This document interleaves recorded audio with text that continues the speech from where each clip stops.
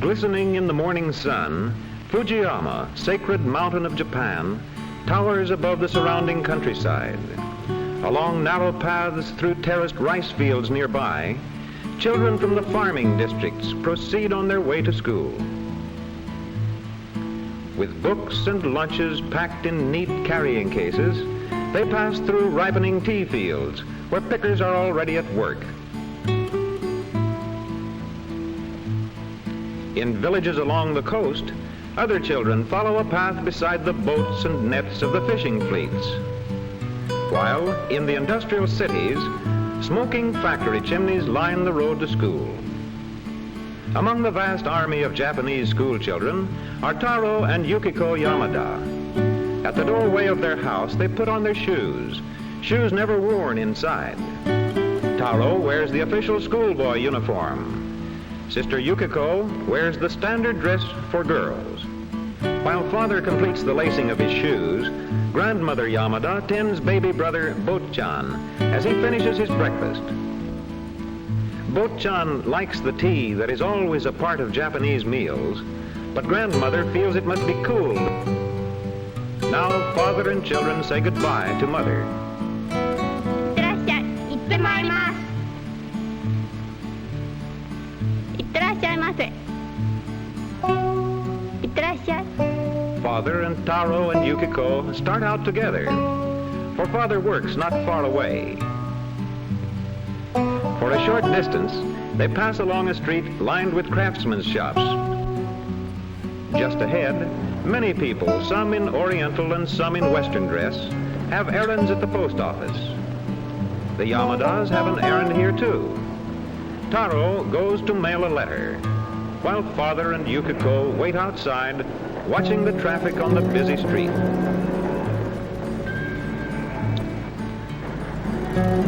Presently, as Taro rejoins them, they move on, and soon they arrive at a railway station where father is the official in charge.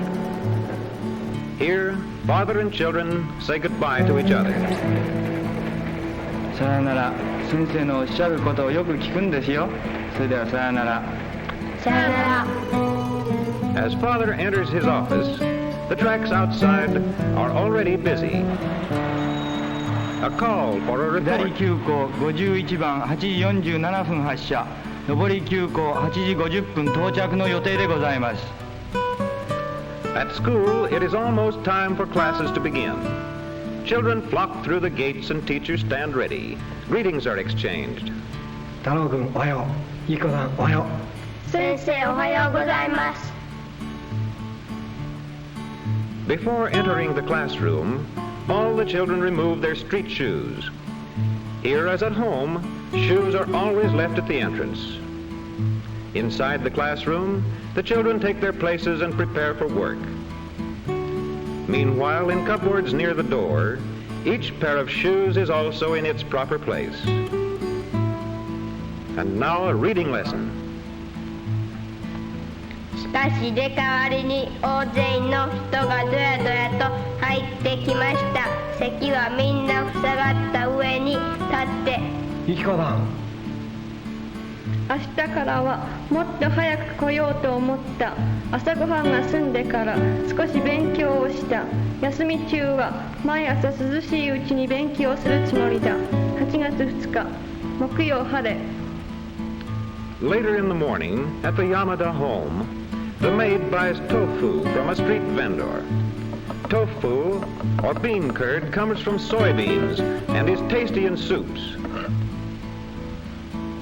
In the main living room of the Yamada home, mother attends to one of the most important of Japanese household tasks, skillful flower arrangement, an art highly honored in Japan.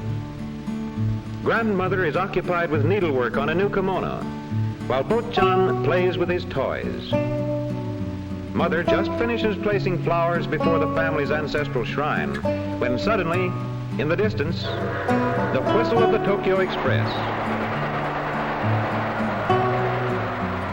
Once more, father will be able to report that the train is on time, for the express is almost always exactly on schedule. During the brief pause in the station, the engineer oils his locomotive. And presently, Father is again at his desk, preparing a record of train movements. He writes the Japanese characters easily and quickly, but in Taro's and Yukiko's class in school, the children are just learning how to write. It is not easy when you are only beginning. Yukiko writes slowly and carefully. Taro, too, is still very cautious, but he handles the brush well as he completes the last character of the name for Japan. From top to bottom it reads, Dai Nippon, meaning great sun's origin, or as we say, Japan. Later, Taro wields a bat with even greater skill in the American game of baseball. Nearby, older boys practice fencing as a part of their physical training.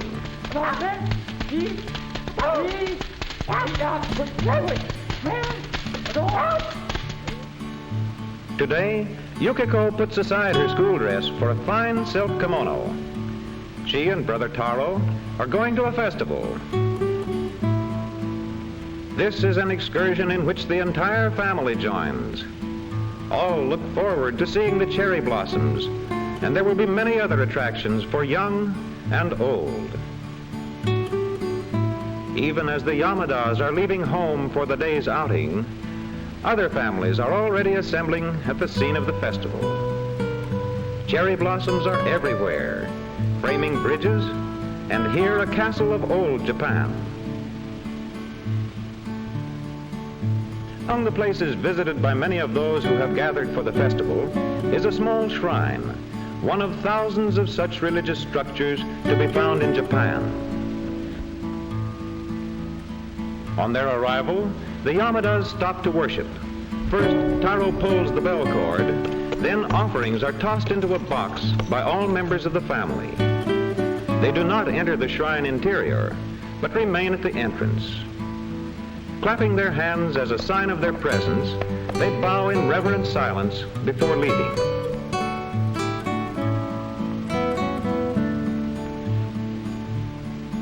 Now to enjoy the cherry blossoms, so beloved by the people of Japan.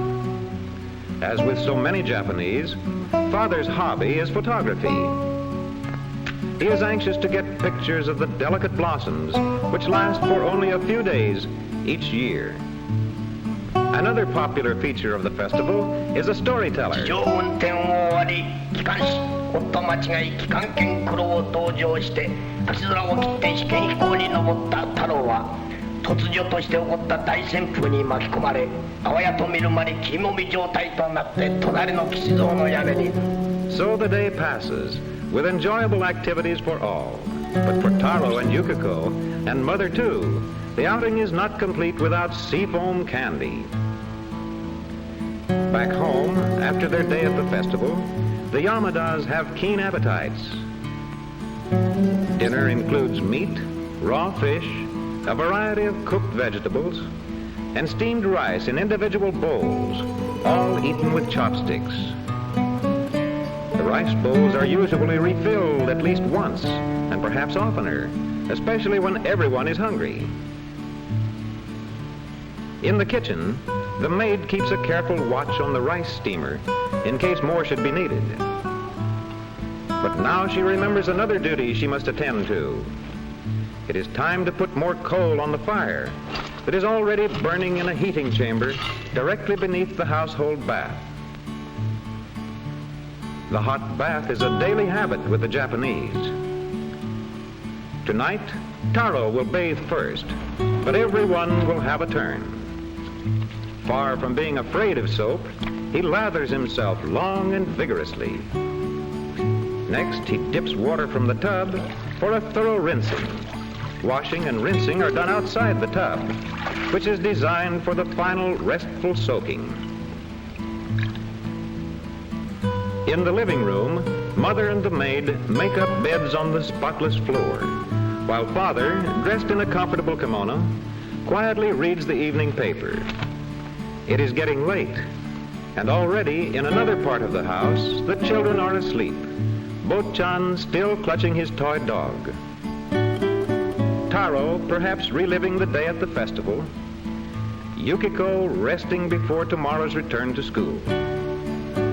The Yamada home and garden lose their outlines in the darkness of night, while distant Fujiyama looms majestic against the sky.